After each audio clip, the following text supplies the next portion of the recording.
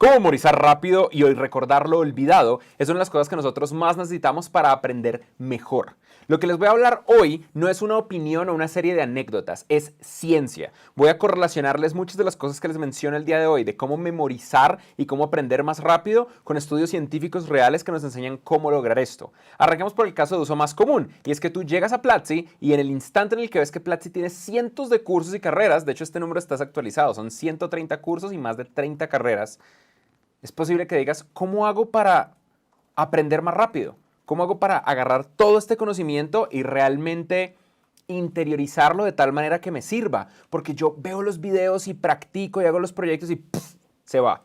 Lo más probable es que solamente estés aprendiendo una sola vez y esa es la razón por la que no lo recuerdas. La memoria humana, el cerebro, es como caminar en la playa. Sí, yo entiendo, metáfora extraña, pero aguántense. Cuando uno camina en la playa, se pasa el caminito y la arena queda con esa memoria. Alguien pasó por acá. Pero con el pasar del tiempo puede que una ola se lo lleve y no quede el caminito. O peor aún, ni siquiera tiene que llegar a una ola. Puede que simplemente el viento tape el caminito y no vuelvas a aparecer. Eso es exactamente lo que pasa con la memoria. La memoria humana va creando caminos, conexiones neuronales cada vez que tú aprendes algo nuevo. Y al principio son muy débiles, pero entre más recuerdas, entre más practicas, entre más aprendes, más fuerte se vuelve la memoria. En esta metáfora sería el equivalente de que es un camino tan recorrido que eventualmente alguien construye un camino de verdad para poder andar por ahí.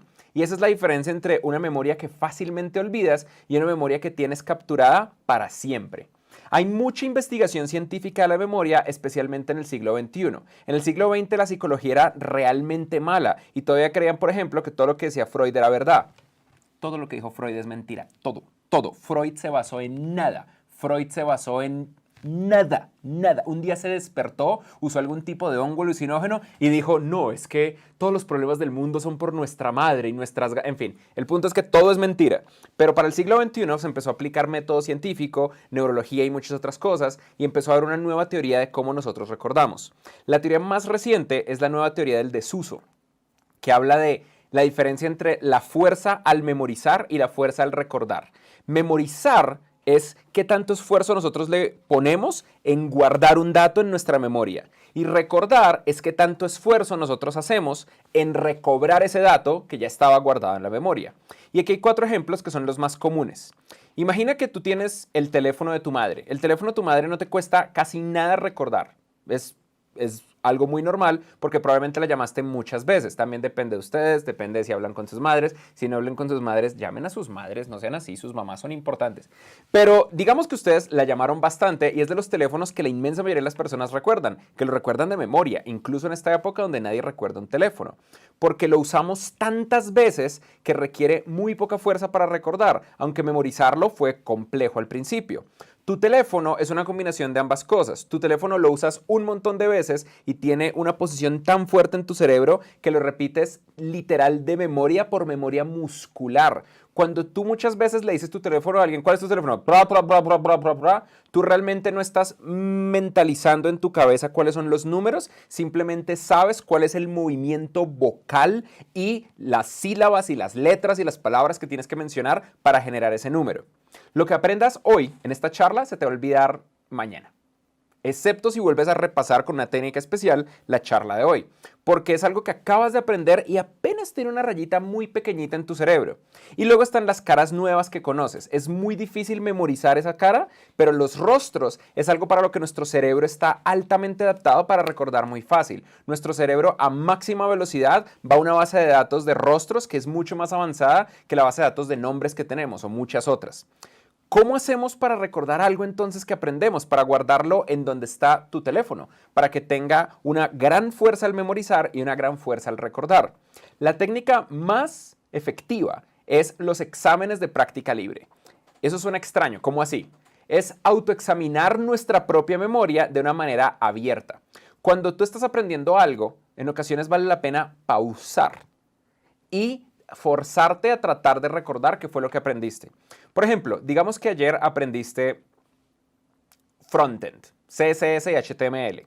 Una forma de hacer un examen de práctica libre es decir, voy a tratar de hacer algo con lo que aprendí. Tú sabes más o menos qué puedes lograr y sin ver tus notas y sin volver a ver la clase, tratar de lograrlo solo con lo que está en tu memoria. Al principio va a ser muy frustrante, pero esa frustración es el dolor que significa aprender algo nuevo. Uno de los retos grandes de Platzi como una empresa de educación online es que las personas por defecto no quieren aprender.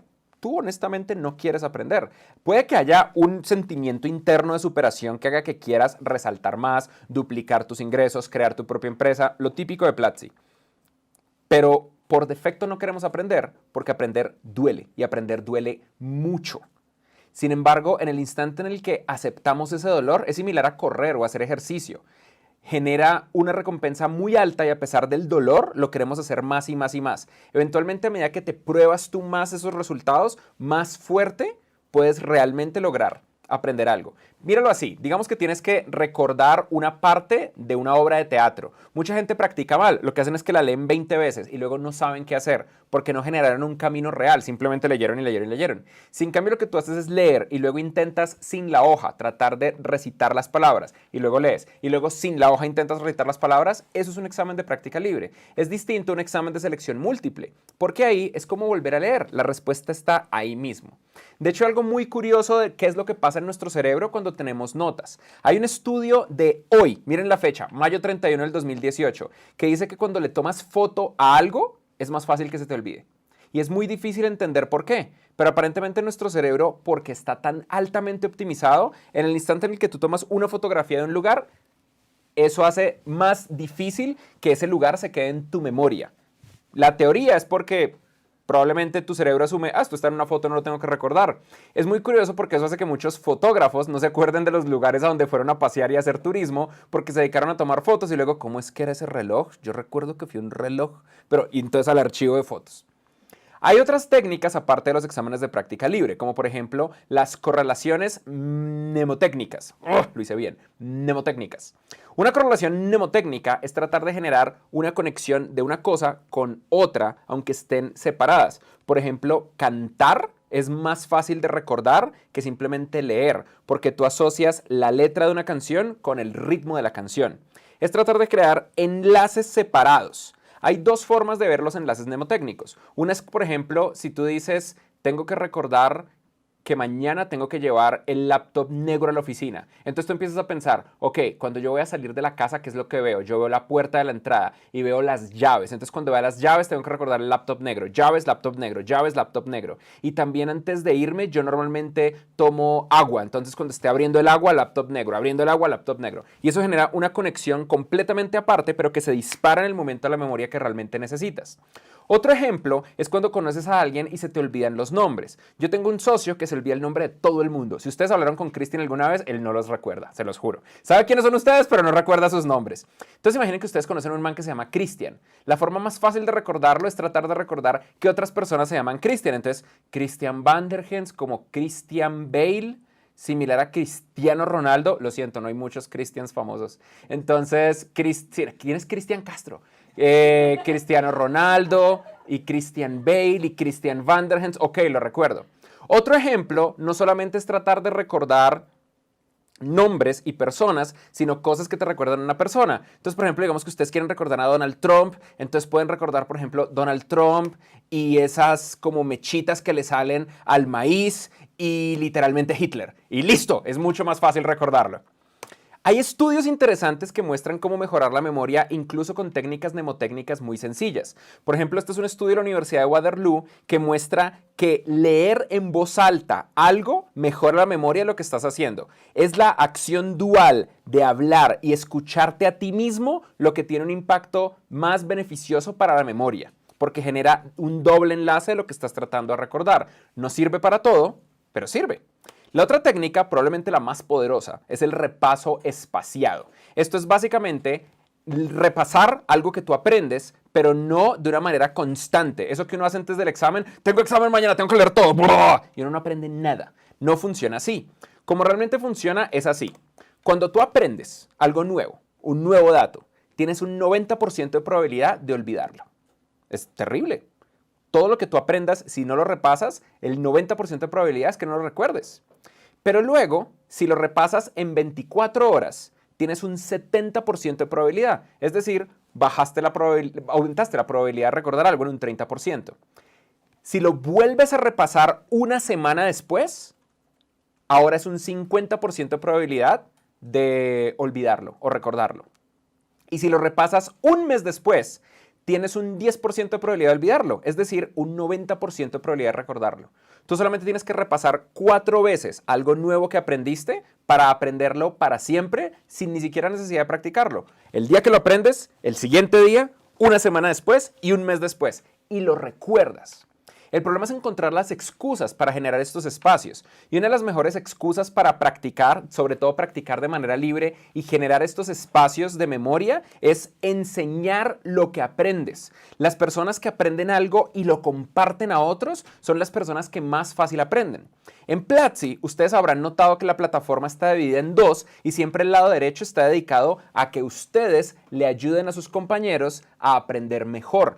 Y por eso nosotros siempre consideramos los mejores estudiantes de Platzi como aquellos que le ayudan a otros respondiendo sus preguntas y guiándolos a medida que aprenden. Porque cuando tú enseñas, aprendes más rápido. Y ese componente de comunidad es una de las cosas mágicas de Platzi. Imposible de replicar, imposible de descargar. Y no solamente lo vemos en los materiales, también lo vemos en las clases como tal. Nosotros dedicamos un gran porcentaje de la estructura de Platzi para que ustedes enseñen. Y a pesar de ello, aproximadamente solamente el 10 o el 15% lo hacen, pero ellos tienden a ser el top 15%. Y recuerden, en promedio, un estudiante que estudia en Platzi un año después aumenta sus ingresos un 54%, pero este top 15% aumenta sus ingresos un 260%. Por ende, enseñar lo que aprendes realmente sirve. Y luego hay algunas cosas que son mucho más difíciles, como por ejemplo, hacer ejercicio. Hacer ejercicio hace que tu memoria funcione mejor. Esta investigación de la Universidad de Manchester muestra que hay una correlación muy fuerte entre la gente que tiene más masa muscular y un cerebro mucho más saludable. Hay una conexión muy fuerte entre ello y se puede medir desde tu capacidad cardiovascular hasta tu misma fuerza dentro de los músculos. Entre más ejercicio hagas, más saludable es tu cerebro de una manera directa. De hecho, hubo otro estudio, este estudio de junio 17 del 2016 de la revista Current Biology, que demostró que hacer ejercicio físico 4 horas después de aprender algo hace que sea más fácil que recuerdes eso. Pero ojo, este estudio es interesante. El ejercicio tiene que ocurrir 4 horas después de que aprendes algo. Si haces ejercicio inmediatamente después, no tiene ningún efecto. Pero si haces ejercicio 4 horas después de aprender algo, lo recuerdas de una manera mucho más fácil. Sin embargo, el ejercicio también puede ser peligroso en el caso de los deportes de contacto. Por ejemplo, el fútbol. Este es terrible. Resulta que si tú juegas fútbol y haces esos ejercicios de cabezazos, los cabezazos, una sola sesión de cabezazos, pueden bajar tu rendimiento de memoria entre un 41 a un 67%. Bajan tu memoria hasta un 67% el hecho de dar cabezazos a una pelota en fútbol. Esto es tan fuerte que la Liga de Soccer de Estados Unidos tiene completamente prohibido por ley que los niños menores de 10 años que practican soccer den cabezazos a la pelota. Prohibido. Y los critican mucho por ello. Ay, no, es que los estamos envolviendo, los pobres niñitos. Pero es que pierden el 67% de su capacidad de memoria. La buena noticia es que se regulariza después de 24 horas. O sea, si ya lo hiciste, todo bien, vas a estar bien. Pero si haces cabezazos de manera constante, es peor. Y es mucho peor si, por ejemplo, haces boxeo o le das un cabezazo a otro jugador. Y por supuesto, hablemos del tema más importante del día de hoy, las drogas. En particular, la marihuana. Todo el mundo cree que la marihuana es esta droga mágica que soluciona todos los problemas, y en ocasiones es verdad. Pero la realidad es que para la memoria no es tan buena. Las personas que fuman marihuana todos los días a lo largo de 5 años se les empiezan a olvidar las conexiones de palabras. ¿No les pasa que ustedes tienen una palabra en la punta de la lengua y no saben qué es? Es que eso es un... Eso, ese olvido de cuál es la palabra, eso que dicen, lo tengo en la punta de la lengua, es porque en la mente nosotros tenemos un grafo de emociones, ideas y conexiones de palabras y la forma en la que funcionan en la lengua. Y en ocasiones ese grafo se rompe y el uso constante diario de marihuana, por lo menos por 5 años, lo rompe más fuerte. Así que bájenle. Más importante aún es cuando tú usas marihuana antes de la adolescencia. Hay una conexión muy dura, muy dura entre haber usado marihuana antes de la mayoría de edad y tener mala memoria. Los adultos que abusaron de la marihuana, es decir, aquí dice, abusado lo definen como hacer un uso diario de marihuana. Los adultos jóvenes que usaron marihuana en la adolescencia, antes de cumplir los 18 o 20 años, tienen un 18% peor memoria que aquellos que no. Ustedes bajan su capacidad de memoria un 18% por el hecho de usar marihuana antes de tener 18 años o 20 años. Y hay otros casos más. Por ejemplo, hay un caso que muestra que para los cerebros adolescentes, esperar hasta los 18 para probar la marihuana es mucho mejor. Y en este estudio demostraron que baja entre 14 a 20%. De hecho, miren esto, los adolescentes que fuman marihuana entre los 14 hasta los 20, en algunas pruebas cognitivas, simplemente dejan de ir a la escuela de una manera más alta que los que no. Y si se esperan los 17 y los 18, están en menor riesgo. Es decir, si tú tienes menos de 20 años, aguántate un ratito. Y después de eso, el efecto no es tan fuerte, excepto si lo haces todos los días por 5 años.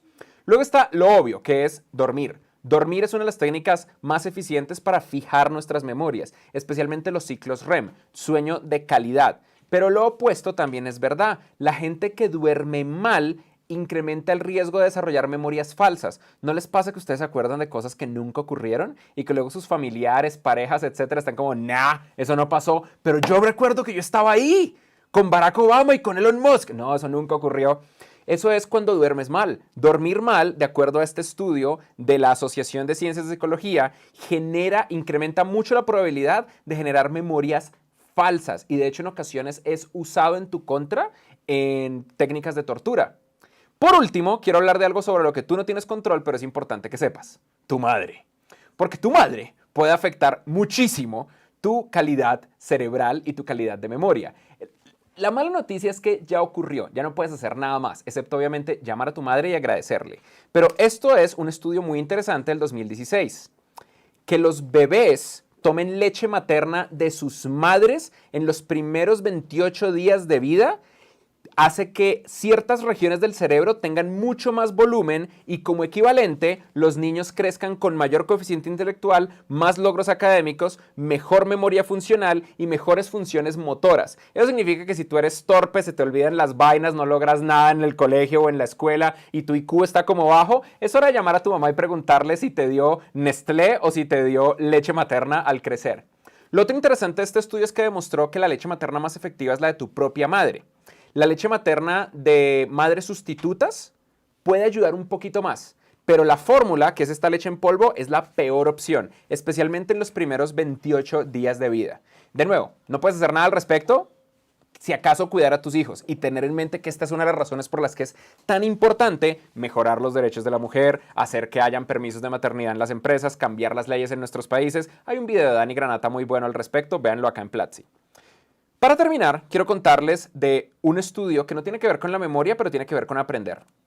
Este estudio está correlacionado con el primer estudio que les mostré. Es de la misma revista. La gente que cree que sus opiniones son superiores a otros tienen mayor probabilidad de sobreestimar su conocimiento relevante e ignorar las oportunidades de aprender más. Es decir, cuando ustedes se creen mucho, aprenden menos. Cuando ustedes son arrogantes o soberbios respecto a un dato, aprenden mucho menos que aquellas personas que están abiertos a otras opiniones y sobre todo que no sienten una superioridad de sus opiniones. Lo más interesante de todo esto es que la única forma de aprender más rápido y de memorizar mejor y de aumentar tu coeficiente intelectual es aprender y leer. Cuando tú aprendes todos los días y cuando tú lees todos los días, tu coeficiente intelectual crece. Tu inteligencia no es un número fijo que estuvo tatuado en tu cabeza cuando naciste. Tu inteligencia está determinada por muchas más razones y tú lo puedes controlar aprendiendo todos los días y leyendo mucho. Así que nunca pares de aprender. Esta es la verdadera técnica para crecer. Nunca, nunca pares de aprender. Y mejor si lo haces en Platzi.